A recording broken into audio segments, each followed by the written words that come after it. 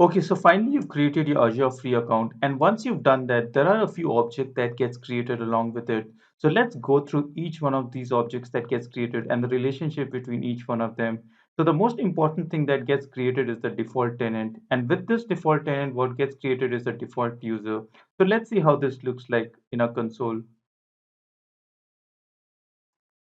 Okay, so I'm back in my console. The first thing that we need to check is basically the default directory. So let's look at the default directory and the default user that is associated with this default directory. So let's go to our search bar. Now you can search for your default directory here. So since I had accessed it previously, you'll see it over here. So you can also search for your Azure Active Directory and you'll find it here. Or else what you can do is you can go to your all services here. And within your all services, you can go to your identity, and within your identity, you can find your Azure Active Directory. So let's open our Azure Active Directory.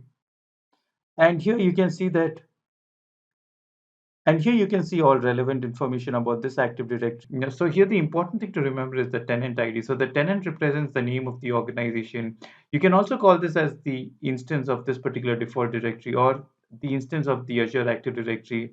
Now this particular tenant is associated with this particular domain.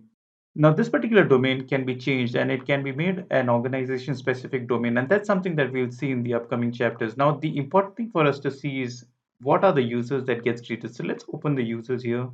And you can see that there is one user that gets created, and this is basically the default user. So if you open this particular user, you can see that this particular user cannot be deleted. Whereas you can create new users and delete them, but this particular user, which is the default user, cannot be deleted.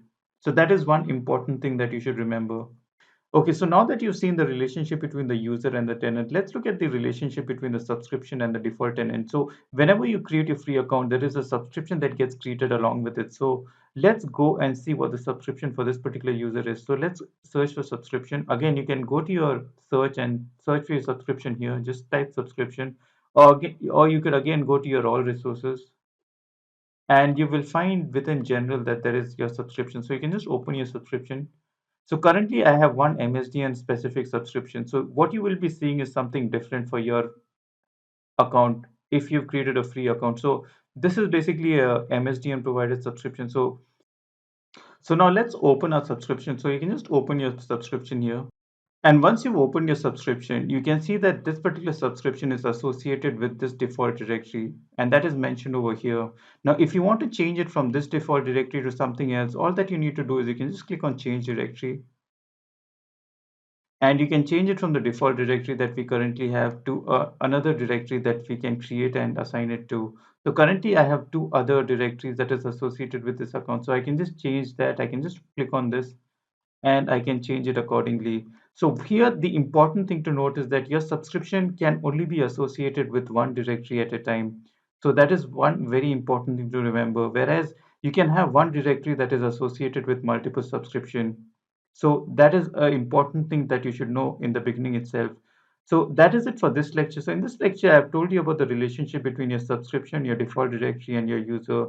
Now, as a beginner, it is important for you to understand the relationship between all these three resources. So I hope this was a useful lecture. In the next lecture, I'll show you how you can create within your subscription resource groups as well as resources. So I'll see you in the next chapter.